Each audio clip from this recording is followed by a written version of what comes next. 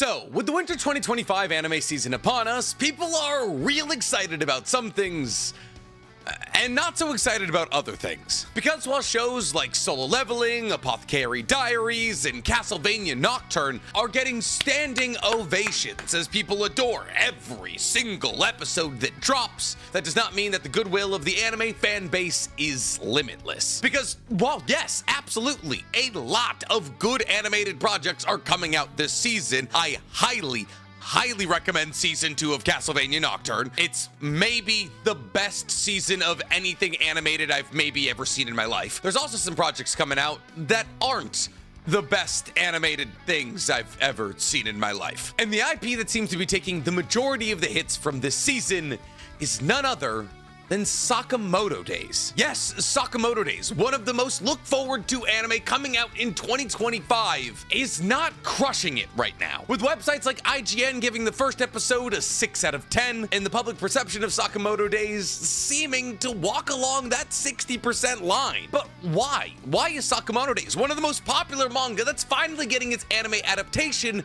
crashing and burning? Are the fans being unfair? Does it not look good? Is the animation quality as poor as we thought it was gonna be when the first trailer came out? Well, it could be any of those factors, but at the end of the day, I think the answer's a lot more complicated than just one of those simple throwaways. See, there's no right answer to why a show that should be crushing it isn't. But today, I'd like to get as close to explaining it as possible. Because today, we're talking Sakamoto Days is doomed.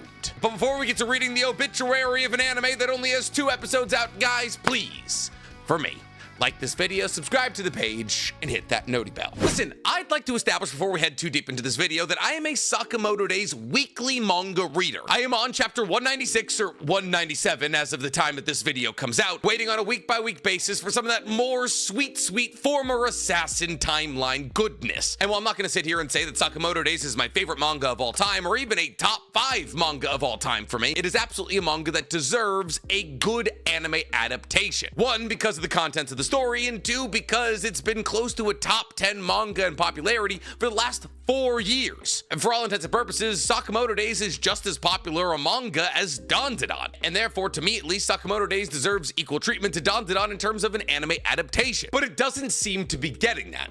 So why is that? It seems weird when you consider the fact that a lot of new anime have actually released in the last year or so. Shows like Solo Leveling, Kaiju Number 8, and Dandadan, all of which seem to get massive amounts of money pumped into them, and therefore got a hugely positive public review. And what's more, Solo Leveling, Kaiju Number 8, and Dandadan all have massively different art styles, and are very different stories. So why was this formula for success that's been very clearly laid out over the course of the last couple of years not copied from Sakamoto Days? Well, unfortunately, Sakamoto Days had an early hiccup that the rest of those IP I just talked about didn't have. See, when Sakamoto Days was initially announced, it came out with initial trailers, and thus TMS Entertainment, the people that make Sakamoto Days, and Dr. Stone released these initial trailers with little tidbits of action that were going to be showcased in season 1. That is to say that they showed off parts of the season that they had already finished animating, or at least that's what we thought. See, because the initial trailers that we got from TMS Entertainment to hype us up for season 1 of Sakamoto Days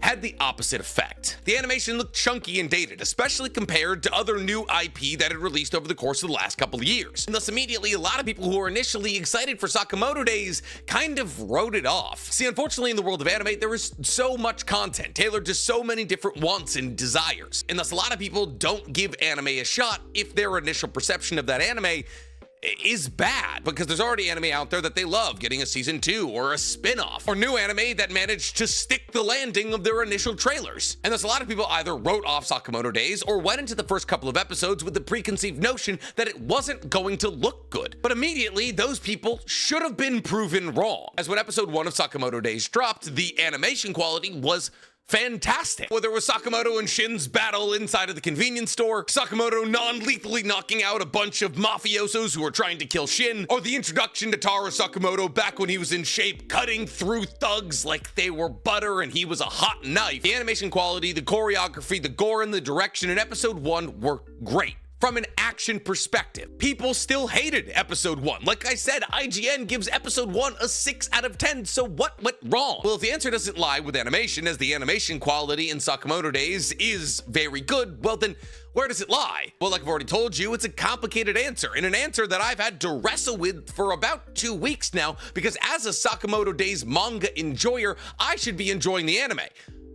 And I'm not. Now, I'm not gonna sit here and say that I'm not gonna finish the end of Sakamoto Days or even tell you not to watch it. It's a fun anime, but it's dated. So the answer of why people are hating on Sakamoto Days does not lie in the animation. And after wrestling with this problem for about a week now, I've been able to figure out that it really boils down to 3 factors: bad dubbing, a dated art style, and weird pacing choices. So let's open up by talking about that first point: bad dubbing. See, the dub versus sub conversation in the anime fan bases is as old as anime itself. However, while in the early 2000s this was an incredibly pervasive conversation that had people entrenched on both sides, honestly, in the big 2-5, if you have a hardcore take on either dub or sub, you're kind of an outcast. And not because in the big 2-5 we're trying to be more inclusive to all anime fan bases and fans, but because both dub and sub have gotten infinitely better as anime has gotten better. And it's gotten to the point now where legitimately either dub or sub are the correct ways to watch anime, as the majority of dubs coming out for big name anime are of comparable quality to the subs. And anime like Dandadan, JJK, Solo Leveling, and Demon Slayer are a testament to that point. In fact, dub and sub have become so unanimously loved by fan bases all across the globe that English dubs nowadays are coming out at the same time as Japanese subs. And if you were coming up watching anime in my era, that was unheard of. We would have to wait literal months for Adult Swim to dub over Naruto. Now, slowly but surely with time, that gap between the sub release and the dub release got smaller and smaller, until eventually for the last couple of years, the industry standard has been that the dub was about 2 weeks behind the sub. In the last 2 or so years,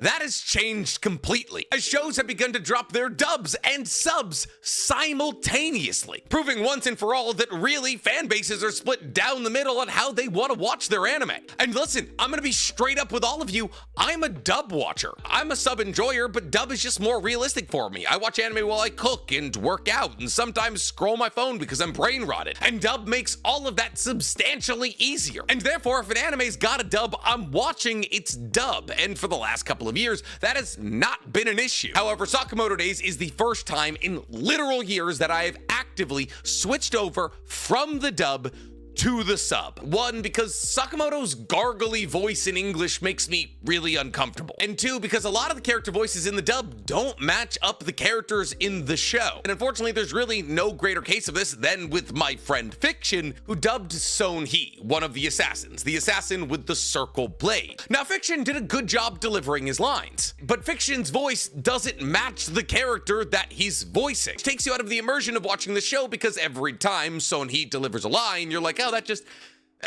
doesn't seem right. And unfortunately, this is just an experience thing. Fiction is an actor and a dancer, and not a professionally trained voice actor who knows how to make his voice racially ambiguous. Something that incredibly talented and experienced voice actors like Alex Lee, AJ Beckles, Keith Silverstein all have the ability to do. And thus they can be plugged into any role and not break your immersion while watching that show, because regardless of the situation, their voice matches the character that they're voicing. But Son-hee is not the only scenario in which I feel as though the dub is slightly lacking. Everything about the dub from Sakamoto Days unfortunately feels as though it's at about 50% effort. And thus, for the first time in a long time, I can say rather emphatically that the sub is a better watch, which is unfortunate for all the people who wanted to watch it dubbed. Because now, in the modern day animescape, where half of anime fans are dub watchers, if you don't deliver on both fronts, that is sub and dub at high quality, unfortunately you're going to alienate 50% of your fan base. And that's kind of one of the ways that Sakamoto Days feels dated. See, Sakamoto Days to me is delivering a dub straight from 2013. And that's kind of how everything from this anime feels. Straight from 2013, because on top of a somewhat dated dub performance, we also get a somewhat dated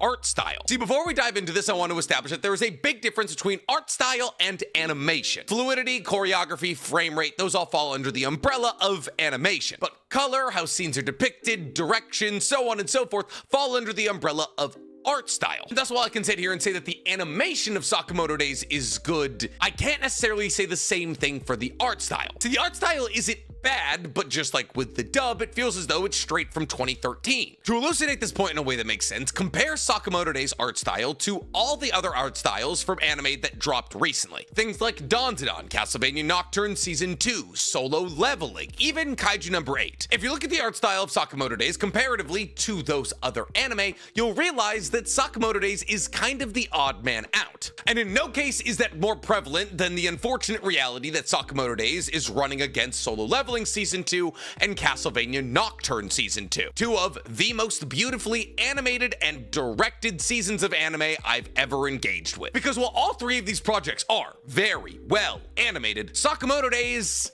is the worst looking and has the most dated art style. See, because like it or not, bright is it. Whether that be Nocturne, Solo Leveling, JJK, Dandadan, or MHA's better moments, the shinier and brighter your screen gets, the more people are gonna say, oh my god, this is peak art style and animation. Think for a moment now on some of your favorite moments from MHA. Is it Ida turning into an ice fighter jet? Deku throwing an entire wall of fists? Bakugo using one of his AP shots, or Sun Eater using his Chimera laser? Think about those moments from an animation perspective. They are the brightest sequences in the entire season. Think about your favorite moments from JJK Season 2. Is it Sukuna hitting the cross pose in front of a destroyed building, the Chozo blood laser, or maybe even Toto hitting a lat spread at supersonic speed? All of those moments are incredibly bright. And the fact that our brain correlates these shiny moments with the best moments of the season is not even technically the fault of these newer gen anime, as it was really anime like Demon Slayer, Fate, and Fire Force that established to us, ooh, shiny is sick. And fundamentally,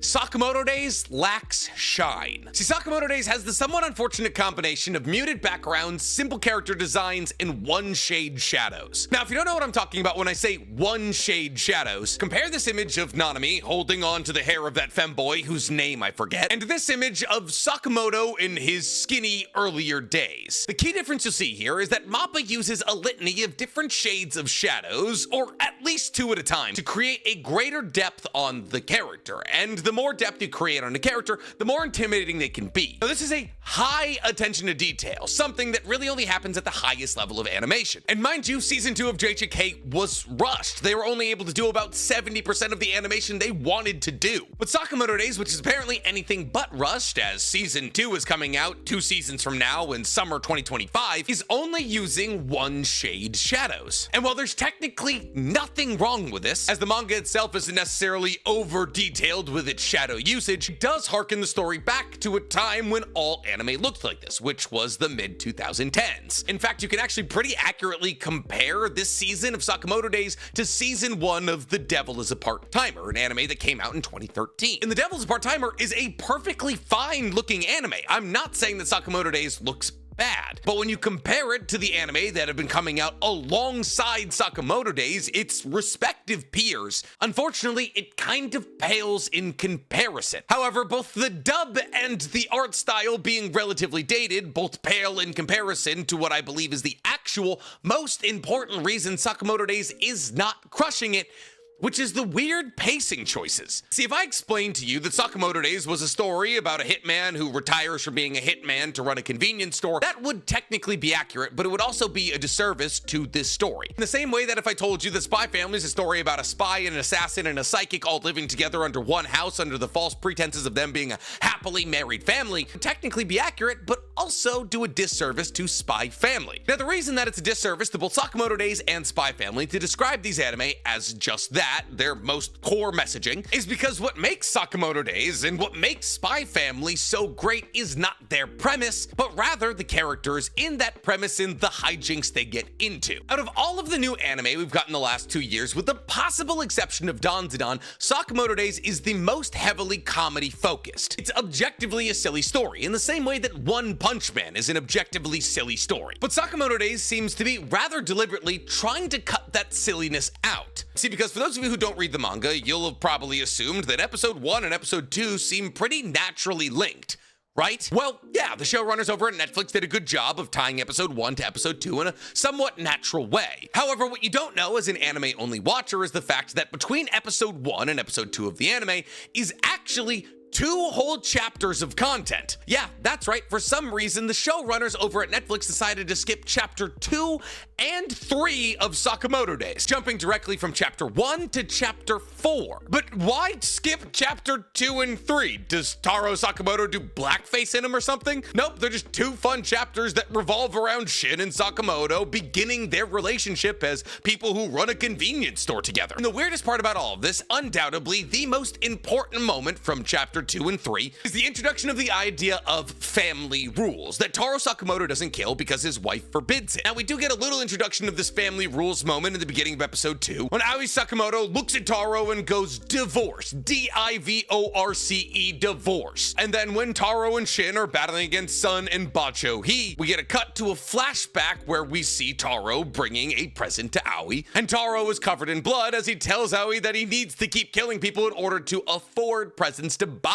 her. At which point she hucks herself off a railing, trying to prove the point that Taro will always come to try to protect her, and that everybody that Taro kills has somebody like him in their life, somebody who cares about them deeply. Now, this is a really good way to elucidate and elaborate upon Taro and Aoi's relationship, the thing that literally pulled him out of being an assassin. And while they do that in episode 2, like I said, they shoehorn it into Taro's, Sun, and Bacho's fight, when in actuality in the manga, this flashback happens while Aoi's on a bus that's getting bus jacked. Super silly moment where Taro and Shin have to bike over to the bus. Taro has to get a mask so he can be a mass vigilante and uses a stop sign to stop a bus in its path to get these bus jackers out of the bus and save his wife. And this flashback is supposed to run parallel to this because Aoi's talking about how she understands that she'll never be afraid because she always understands that Taro will be there to protect her. Not to mention chapter 3 introduces an important character in Officer Nakase, who is just now completely skipped over by the anime. So why? Why did the anime skip over these 2 important and fun chapters? Well, the easy conclusion to come to here would be that Sakamoto Days is rushing to introduce its main cast of characters as fast as possible. Episode 1 is Shin, episode 2 is Lou, and bing bang boom, we got our main trio and we're ready to get rolling with this story. But if they're doing that, fundamentally what they're trying to accomplish is turning Sakamoto Days into a straight shonen. I mean, think about it. In just the last 2 episodes, how many fights have we seen? The story starts with Sakamoto cutting down a bunch of mafiosos. Shin and Taro have their fight, and then Shin and Taro fight against a bunch of other mafiosos at the end of episode 1. 3 fights in 1 episode. Then episode 2 immediately focuses around Lou in the Chinatown arc, as Shin, Taro, and Lou have to cut through an entire army of triads to protect Lou's family heirlooms. And fundamentally what they've accomplished is getting to the more important story beats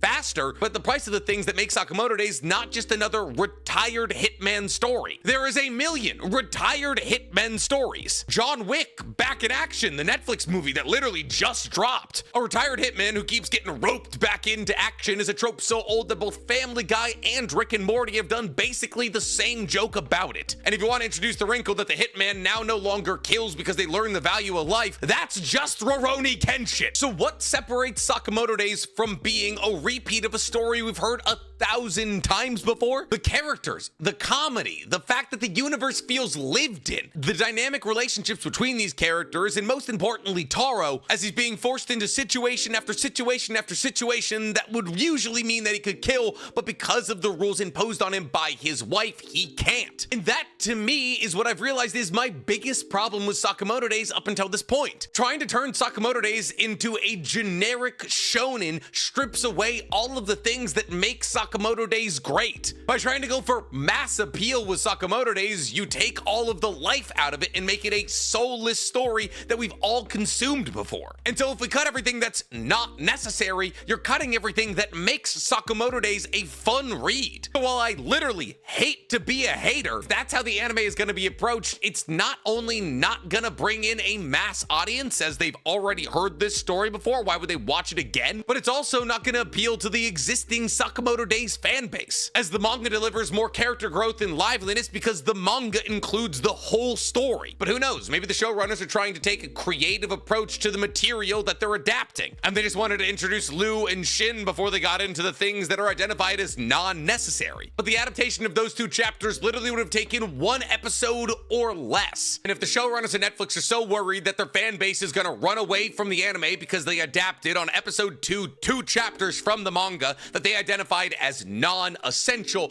well then that doesn't give me a whole lot of faith about what's up and coming with Sakamoto Days' anime. But I'm curious to hear from you guys. What do you think about the beginning of the Sakamoto Days anime? Do you believe it's on the right track, or do you believe the showrunners are kind of confused in what they're trying to accomplish? Tell me about it in the comments below. And while you guys are down there, please, for me, like this video, subscribe to the page, and hit that noti bell. Listen, if I've said it once, I've said it 1,000 times. Sakamoto Days to me just feels like another Dr. Stone. I'm gonna watch it, but I'm not gonna scream about how much I love it from the rooftops.